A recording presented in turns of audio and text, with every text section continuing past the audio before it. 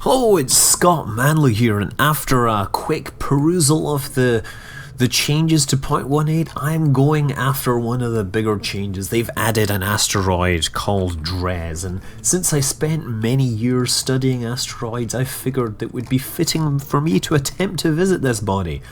And so we have my, I've had something that I've thrown together. Now, we've got the modified, or the nerfed aerospikes here. Great. You notice now that we add a decoupler in here, it has automatically added a shroud for this. Notice the modified engines there, some new radiothermal generators, because we are going out to the outer edge of the solar system, or, well, not that far out, but further out than Duna, so these solar panels may not be as efficient as I'd like. We also have these new laterally attached RCS tanks. Ideally, I had hoped to set this whole thing up with a space station in orbit that I would refuel at, but owing to a time pressure, I am just going to fly straight to the target, or at least as straight as is possible in an environment where you end up going in circles all the time. And so here we go. We'll see what we can do. Now, this is not... one of the other interesting things to notice is that they've added these quarter-size large tanks now, so that really provides a lot more control. Originally, when I launched this, it ran out of fuel too early, so I was kind of disappointed and went back and was able to extend these tanks by just a little, and then extend this central tank by a half one, and that I think is going to get me to orbit with a lot more fuel to spare. I think the RCS system in this is somewhat redundant now that I'm not planning on docking, and hey, there's a docking adapter there, which this is the docking adapter which contains kind of leaves to cover it. There's a door on the front so that it looks pretty. It doesn't actually change the behaviour in any way. Just like these nose cones, they're there to prettify your object, at least until the aerodynamic system gets modified, and I'm sure that will happen one day, but right now we are living in a world where they are merely for cosmetic purposes. But you know, this is a sandbox, you can do what you like, and I'm choosing to prettify this thing because, as my dad said, iSweet. iSweet certainly adds a level of realism to it, let's say.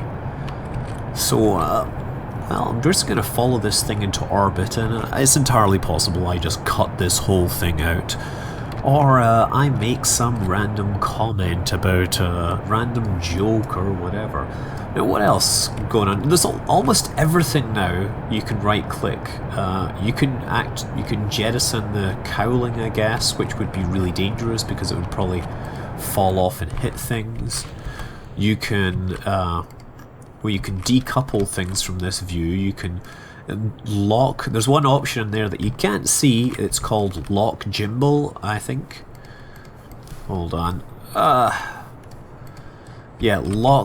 Lock gimbal, and what that actually does is that stops the steering and disables the steering. I have no idea why you would want to do that, but maybe if you've got an automatic auto steering system that's being dominated by one particular engine, and that engine is causing dangerous oscillations, and you might find that you want to disable its ability to control the rocket. And I think I'm overdoing this a little because I'm trying to fly at the same time.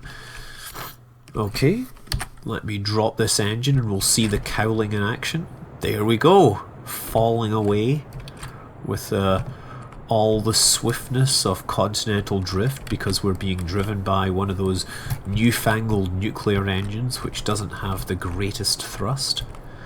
Nonetheless, we gonna get there anyway. So it's very nice that the cowling or whatever, the fairing that gets added by adding the decouplers, it's automatic, so you don't need to worry about these things appearing. But I did have problems with some designs where the fairing gets caught up in other parts of the structure, so you know, be careful what you're doing there. It's also nice because in the old versions you couldn't attach decouplers to the locations where, you know, your engines were exposed. Now you can attach them because there is this fairing there, and it's a solid surface that accepts attachment. So that is a huge advantage to you rocket designers out there. Now I'm wondering how well I'm going to get into orbit here, and I should probably use time acceleration. And oh yes, let me just try and point this thing before, there we go, letting ASAS take over. And you notice the in-orbit music making things sound pretty and twinkly.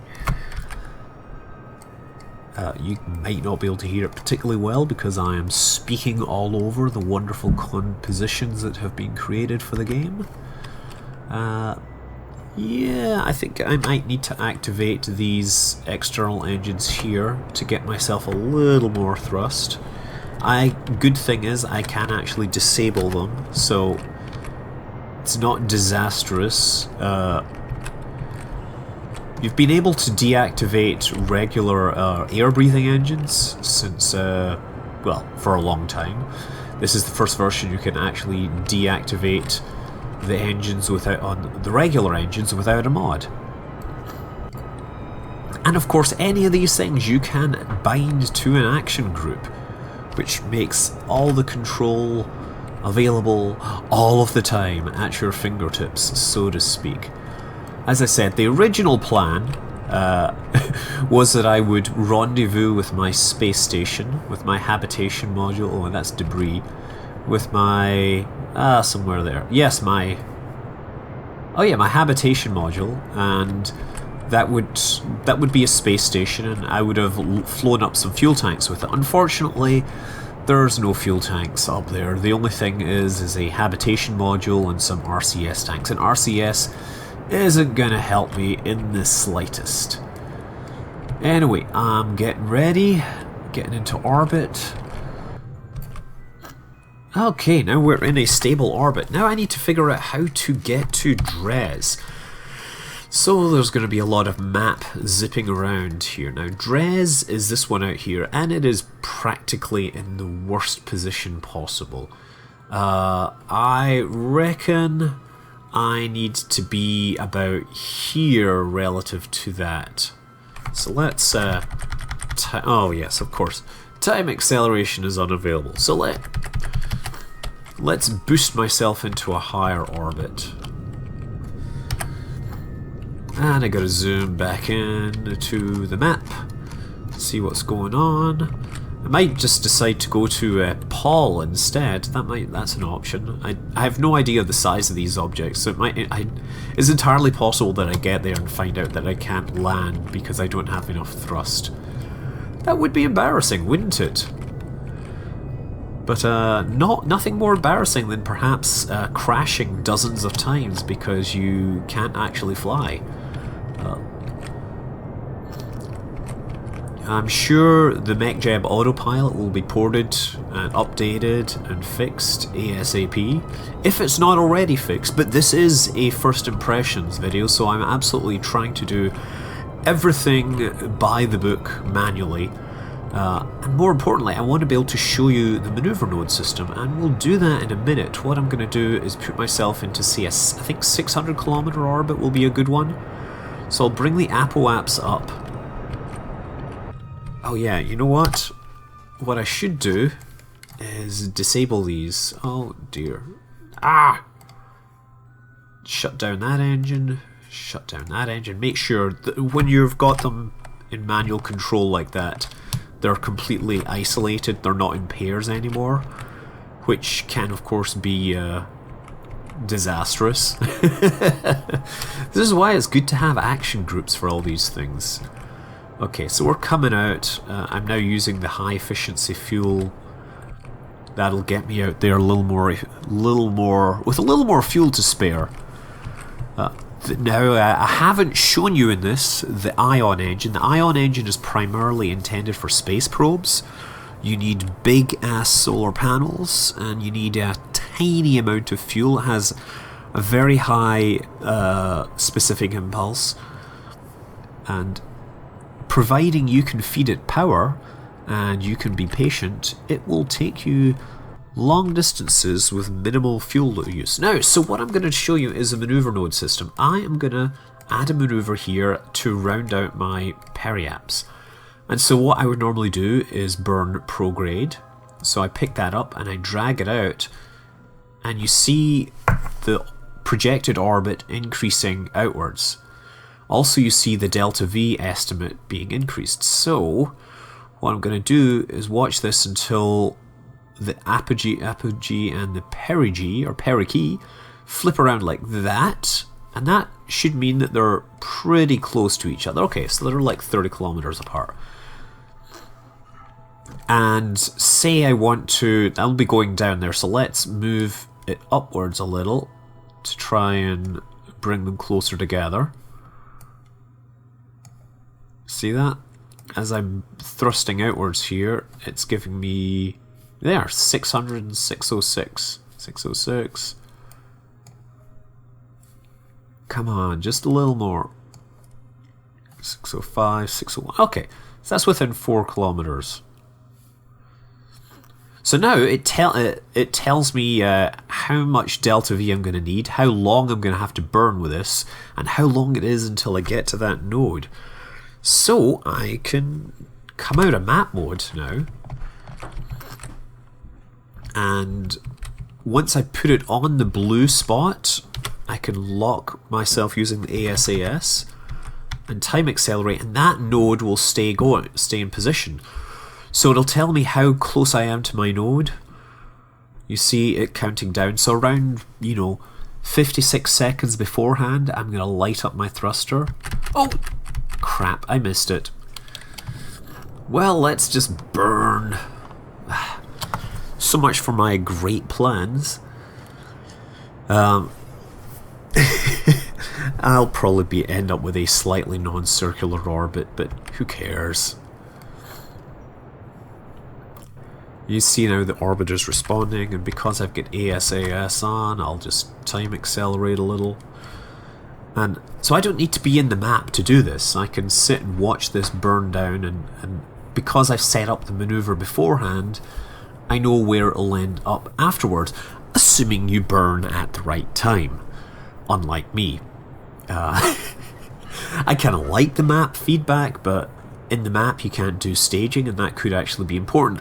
It doesn't work so well when you're inside the atmosphere. You're still flying by the seat of your pants during the launch, so and you probably don't have time to actually set up a maneuver node. Although I guess you could probably set up one for your initial orbital injection after you've cruised to apoaps to circularize your orbit. Okay, there we go. That's about as close as we'll get. So what have we got? Periaps is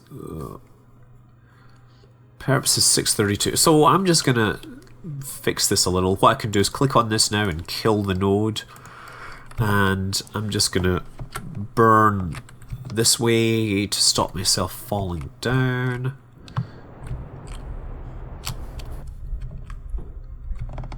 I want to make this my lowest point.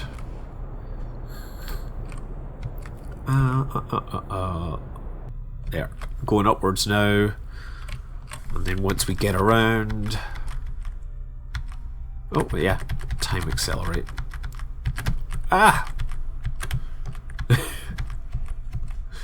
I'm trying to put it there. So there we go. Of course, you've seen a circularization maneuver like about 3 trillion times. You know those big numbers I had in the Lightspeed video? That's probably how many times you have seen people circularizing orbits. But I feel that I need to do this anyway. I want to keep it above 600 because I think that's probably, that seems like a nice number for time accelerate. It looks like I have access to all my time accelerations anyway. So let's see, 50, 1,000, 10,000, we have 100,000 time acceleration, and I want to zip around until I'm catching up on Dres. Because if I go now, I'll never get there. I guess I could go for Paul, because that is... I'm going to be lined up for Paul before I'm lined up for Dres. Let's go there instead. So much for my plan to go to the asteroid. So we're just waiting for it to get roughly in position, and since Jool is so far out, it's roughly a 90-degree angle, but I'm going to go slightly past so that what we do is Jool will catch us up,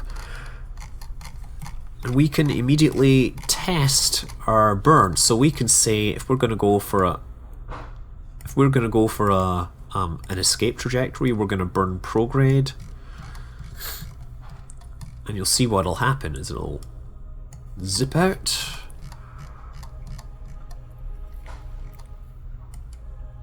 and zip, zip, zip, and I can actually set as my target.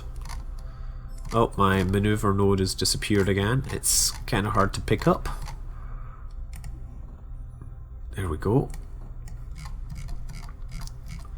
So it should now tell me some important stuff. It'll tell me the plane alignment here.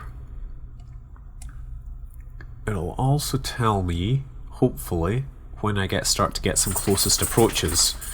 And that is my dog in the background shaking for some reason, just because he wants to be on the microphone, I guess. Ah, there, look, you see it tells us closest approach is when I'm here and it's there. That's not perfect. So now, you see, by bringing that out, I bring everything backwards, and with luck, there you see the trajectory changes a little now. What I'm looking for is to see whether there is a close approach that I can use. That's not good. So it's going to be there, I'm going to be there. Let's try bringing that back down.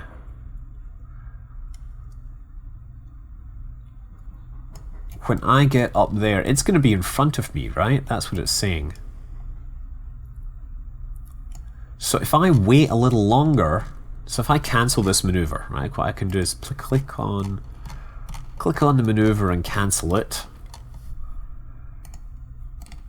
Okay, click on the maneuver. Oh, no. Get in. Click. No. There we go. I've got to right click on it. Yes, I forget. Okay, so let's... Clearly that isn't going to work. Let us zip around a little further. So... Another few days. There we go. Let's try that now. Let's say, what happens if we burn from here? Again, I pick this position about here, add maneuver, and start burning.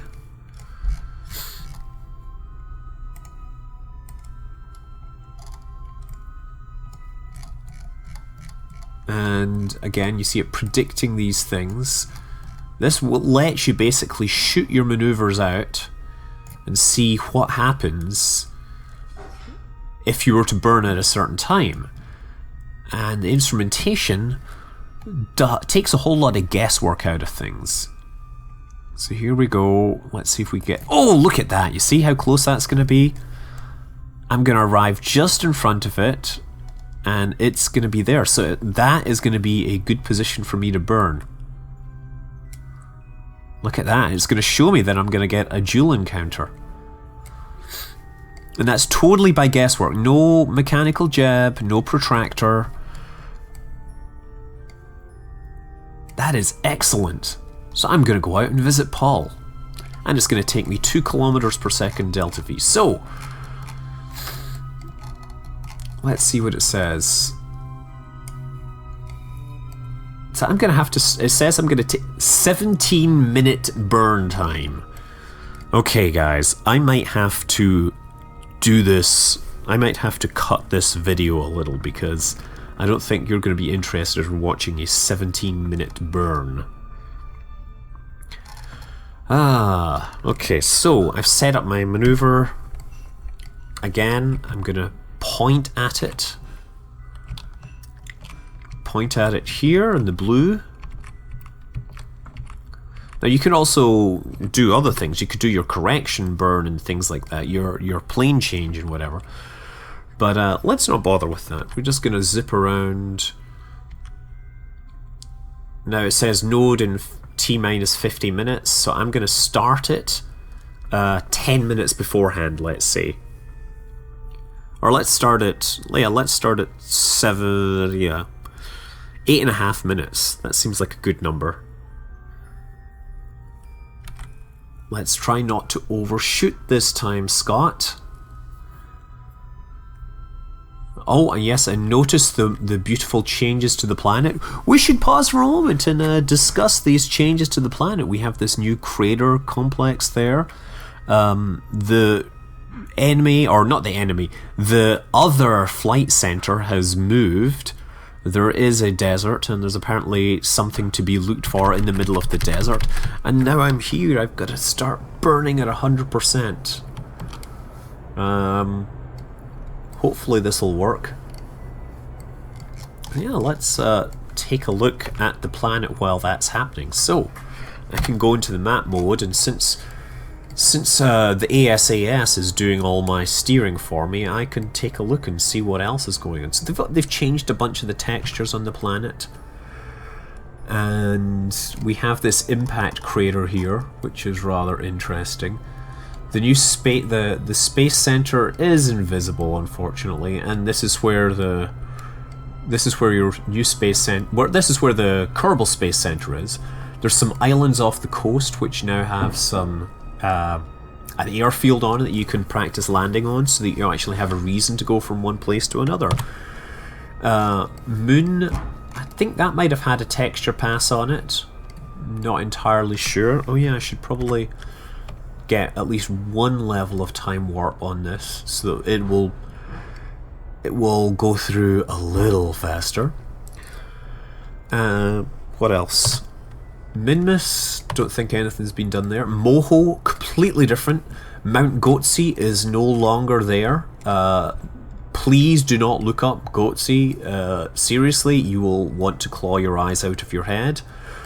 There's some things you cannot unsee. So apparently the atmosphere is gone. It is just a regular Mercury type body now. Eve, no changes. Gilly, well, no changes. Duna, nothing there. Ike, Jool, Lath, ooh, no changes. Val, Tylo, Bop, Paul. And this is Paul. Look at that. That's where I'm going. Why? Because getting to this is going to be a lot easier than getting to Dres. And there's Dres, speaking of which. It looks something like Ceres, which is the largest dwarf planet in the asteroid, in the inner solar system, I guess, actually. It is essentially the core of the failed planet which the asteroids began to form. What happens with the formation of the asteroid belt, a lot of people don't know this, but what happens with the asteroid belt is that you've got formation of planets happening throughout the solar system. Essentially, chunks of rock are crashing into each other and sticking, and because they're arriving at a slow enough speed.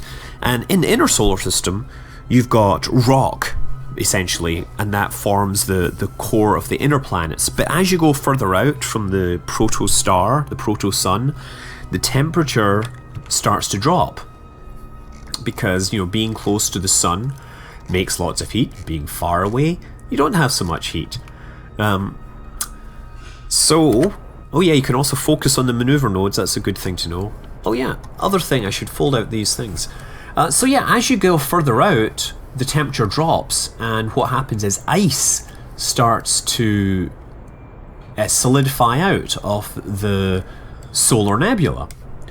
So, around about the distance where Jupiter is, the ice starts to become solid, and that can contribute to this planet formation process. So Jupiter has all this extra mass to form a lot faster than any of the other planets, right? So Jupiter kind of forms at this distance where there's a sudden increase in the amount of material available. Generally, it's felt that the amount of material drops as you go further out because you've got a disk and it's kind of falling into the sun, but also the relative velocities go down as well, and so it actually takes longer to form because you've got a drop off in the amount of material and a drop off in the average the rate of encounters. So with Jupiter, it forms really quickly, and suddenly the things next to it, the asteroid belt, which was trying to form a full planet, it's suddenly getting this big ass gravity well stirring things up. And the protoplanets, instead of starting to stick together, they start to get their orbital orbits disturbed. And instead of sticking together, they start crashing into each other and breaking into smaller pieces. And so that's why the asteroid belt formed where it did. It's because the asteroid belt formed in a location where Jupiter just happened to be too close and decided to mess everyone up, because it's the king of the planets and nobody messes with the king of the planets. Now, if you see the process goes similar as you go further out, the gas giants get smaller and smaller again. Further in the terrestrial planets, the reverse is kind of true. The Earth is actually the biggest terrestrial planet. Theory is that it actually formed from, I'm just going to adjust my thing, it formed from a collision between two planets that left a large iron core in the middle and kicked out a moon which is largely silicates. And that's the dog again. Not something that I can show you in Kerbal Space Program, unfortunately, because you can't knock things off rails. Some people claim you can do it in Universe Sandbox. I've not been fond of Universe Sandbox, but you might want to mess around with that if you like to build solar systems. And so here we are. Burn left, it says, is about 640 meters per second. We're almost getting out there. That's where Dres would be by now. I'm wondering if we click up on the resources, we see we have a decent amount of fuel left, right? Oh, there we go. Time to drop these tanks. Excellent. So we're now on these external tanks. And we should have lost a little bit of mass. That will accelerate our escape to the outer solar system. Now you'll also see here it shows the descending node, so that will be where we adjust our orbit. So we can add a maneuver node there once we've got our orbit going out here. Again, once that happens, 53 days in, and it seems like that last whole burn was 53 days. But you know what? I'm trying to do this live and relatively uncut because, people like to see the whole thing, and other people like to just use the video controls to skip forward and avoid all this stuff. It's up to you. I won't mind. Just come back and watch the later videos. Man, this just does seem to take a really long time.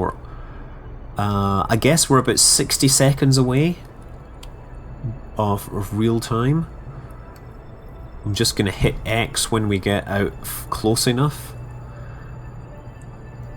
Meanwhile, you can listen to the wonderful music. I hear that they've used some of Kevin Macleod's music as well. He runs a website called Incompetech, I don't know. But he has royalty-free music for people that want to make videos and include music. And you've heard some of my videos have used his stuff. There we go. Excellent. Oh, I might have actually overshot there. That's fine. We've got our thing. We've got our encounter. I'm now going to adjust this maneuver node and take it out. And we shall watch the planet receding, because it's always poetic to watch the planet Kerbal recede into the distance. Yay! How pretty it looks. How peaceful it looks.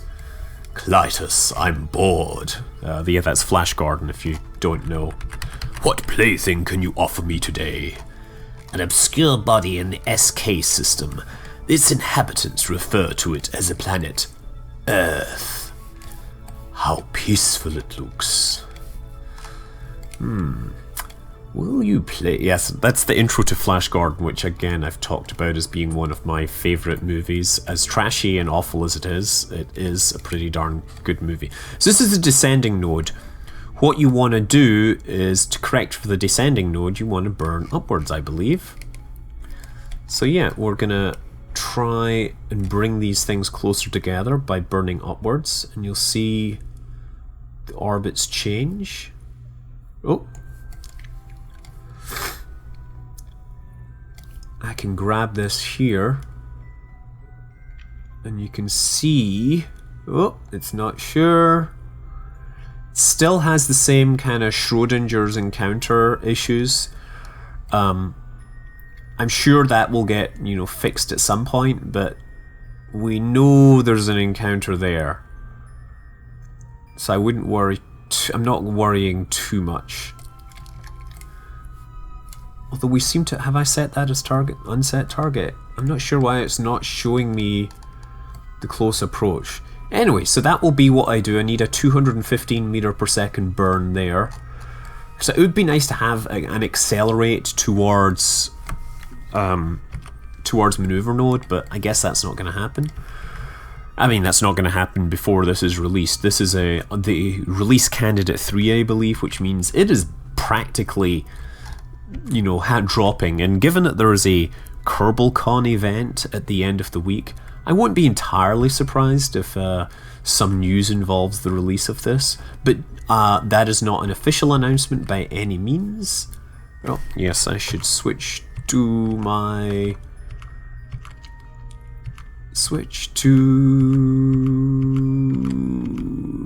Dres Sun Maneuver 1, Dres mission. The Dres mission, which is going on the wrong trajectory. Oh, let's not overdo it. 23 hours to go. 22, 19, 18, 17, 16, 15, 14, 10, 9, 8. It doesn't matter so much if I don't hit this node. But let's try and get it as close as possible. Oh, shoot. Okay. So I want to go north. And you'll see... Yes, there it is. Right on the button. My blue node, which I should have pointed at. The nice thing is that the node is on the sky, so if you time accelerate, it won't move. Let me just do my time warp again. There we go. Flying outwards. It kind of look a little like a certain spacecraft from Star Trek First Contact. If you remember Zephram Cochrane's warp drive thing, these things would just fold out when he gets ready to go to warp drive. But no such technology here, just good old-fashioned nuclear thrusters where hydrogen is being heated by a nuclear fission reaction. There we go, that should be pretty good. It's still not sure, but I swear there is an encounter here. Anyway, to get out to Jool, we're going to have to do some more time acceleration, and given that I can't think of anything to say for the next 5 minutes, I'm going to cut it here and come back in a few. Part 3 will be incoming ASAP.